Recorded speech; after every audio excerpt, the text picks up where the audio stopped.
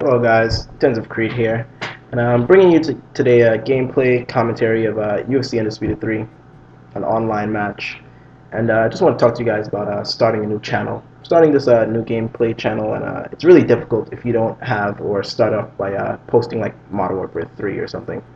And I do own the game, I do have the game, and I do play the game, but I'm just not that good at the game. So if I do post games, they'll be sporadic at best. I'd much rather play games that I enjoy playing, like Call of Duty 4 or World at War or something, or even UFC Undisputed 3, which is, by the way, a really good game. Eventually, I'll be, just posting different videos, just different commentaries daily and stuff like that. So you guys can hope to see those.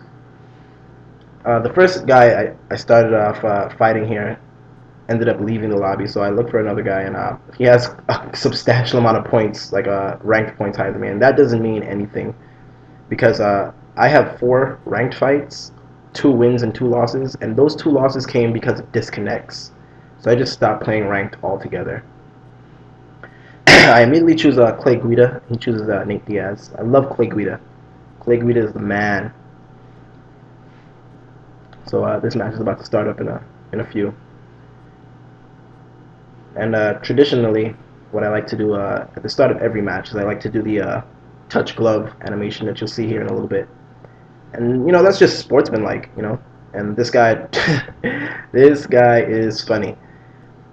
He doesn't want any part of it, and I do the touch glove animation. He immediately comes out, wails me, but I take him down, and I go look for some punches, but he quickly tries to go for a submission and does submission switching.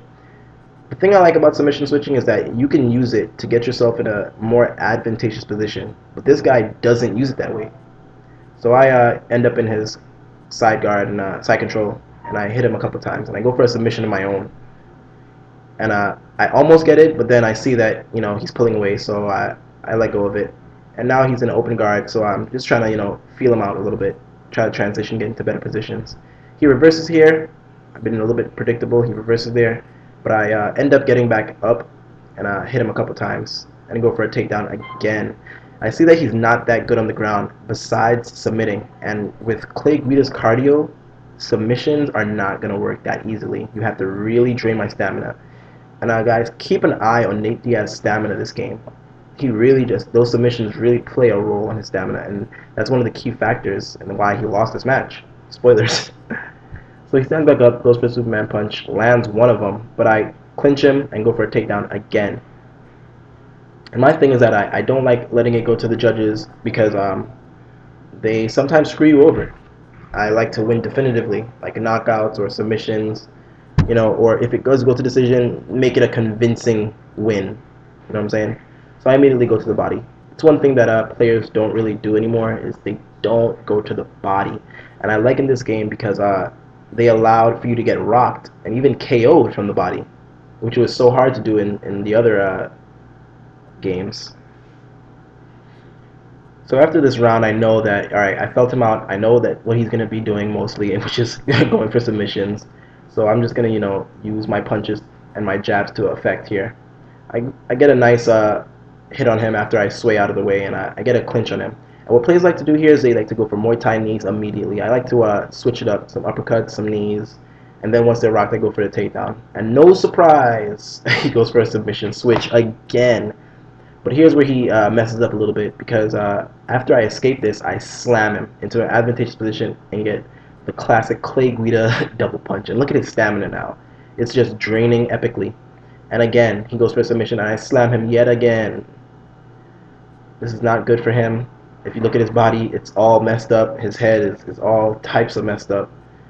And he's going for a submission for the 3rd time consecutively. Look at his stamina. Look at his stamina. It makes no sense. Just stop.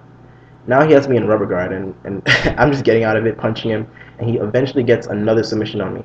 His 3rd triangle choke, and this is the 3rd slam I do on him. Boom! Yet again. Just wailing on him. I'm just demolishing him on the ground, and now I have him in a rock state. And what you want to do from here is you want to switch. You want to transition to a different position because they're going to be expecting you to try to finish the fight with punches to the head. I go to the body and then give him a nice stiff jab in the head, And one of my main problems is that I'm not that good with avoiding headshots from my opponent. And with really good headhunters, they'll knock you out really quickly because you're not defending yourself properly. So here I rock him again, and the round is over before I can, really do some damage. Unlucky for me, but lucky for him.